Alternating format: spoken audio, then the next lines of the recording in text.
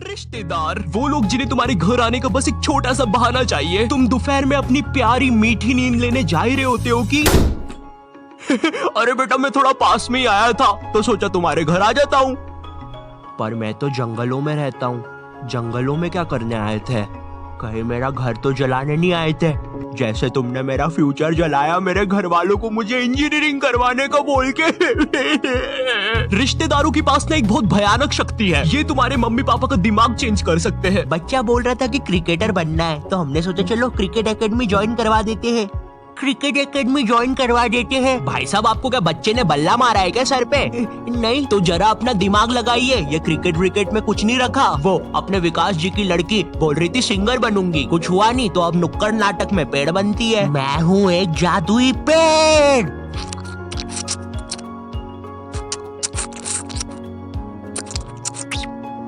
क्या हम ये पेड़ का रोल हटा सकते हैं? वैसे भी ये नाटक खरगोश और नेवले की जुगलबंदी के बारे में है। और क्या मुझे कोई बताएगा इधर असली नेवला किसने छोड़ा? अब हमारी फैमिली में एक रिश्तेदार ऐसा होता ही है जिसे ना बहुत जोर से ज्ञान देने की आदत होती है। इसे लगता है कि पूरे ब्रह्मांड का ज्ञान ना इसके पास ही है और इनका मन पसंदीदा काम होता है लोगों को एडवाइस देना। तुमने 10th पास करी, अब सब्जेक्ट कौन सा लेना है वो ये बताएंगे। तुमने कॉलेज पास करा, अब नौकरी कौन सी करनी है वो ये बताएंगे। फैमिली में कोई बीमार है, उसका इलाज ये बताएंगे। फैमिली में कोई मर गया, इलाज इनने बताया था, पकड़ो। अब करियर चुनते समय भी ना ये लोग अपनी टांग बहुत अच्छे से अड़ाएंगे। पापा मुझे गेम बनाने वाला बनना है। अरे बेटा जिंदगी एक पूरा गेम ही तो है। भाई साहब आप इसको बनाओ डॉक्टर, बहुत स्कोप है। मतलब इसकी माँ का मुंह में रजनीगंधा और कदमों में दुनिया।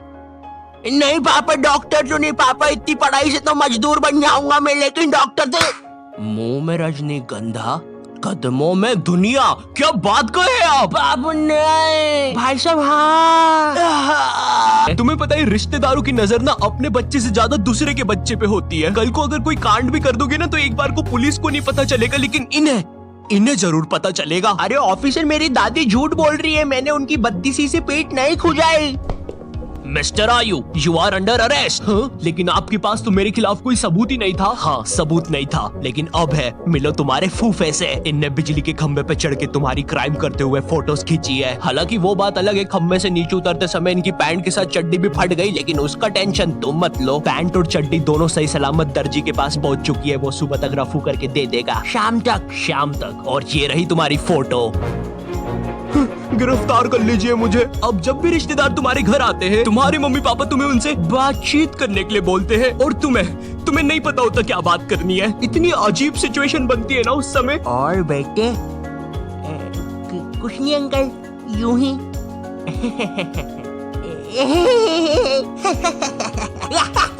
अरे पागल खाने के कैदी हंसते हैं ऐसे एक दूसरे को देख के। अब कुछ रिश्तेदार ना तुम्हारे सीधे घर आते हैं और तुम्हें तुम्हारे बचपन की अजीब सी यादें बताने लग जाते हैं। बेटे तेको याद है एक बार मैंने तेको तेरी लंगोट के बल उठा के पंखे पे लटका दिया था और तेरी माँ ने अनजाने में पंखा खोल दिया था, वो भी 5 की स्पीड पे। मरते मरते बचा था तू। उस समय तुम्हारे दिमाग में बस एक ही बात आ रही होती है, कौन है ये आदमी और बचपन में ये मुझे क्यों मारना चाहता था? बेटे याद है एक बार तू खुले में मूत रहा था तो तेको एक बंदर ने आके पकड़ लिया था। ये तो ना फिर भी ठीक है, तुम्हारे साथ कभी ऐसा हुआ है तुम आराम से एक चड्डी में बैठे हो और जेल जैसे कटोरे में दाल चावल खा रहे हो, ठंडी ठंडी हवा चल रही है और सब कुछ मस्त चल रहा है, लेकिन एकदम से तुम्हारे घर पे 10 रिश्तेदार आ जाते हैं।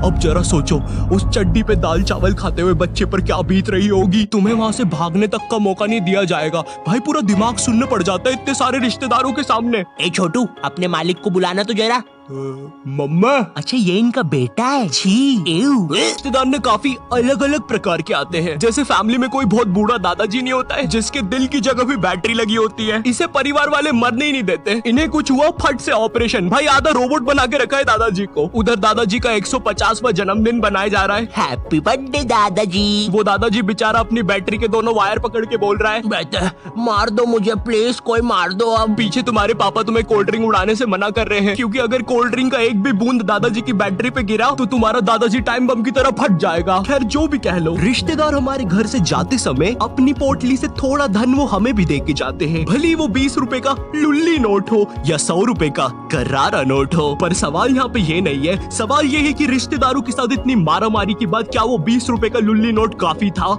या नहीं मुझे नहीं पता, मुझे बस एक चीज पता है, सब्सक्राइब करो। चाहे तो ये 20 रुपए का लुल्ली नोट ले लो, लेकिन सब्सक्राइब करो। मेरी आंखें तुम पे ही है, करो अभी।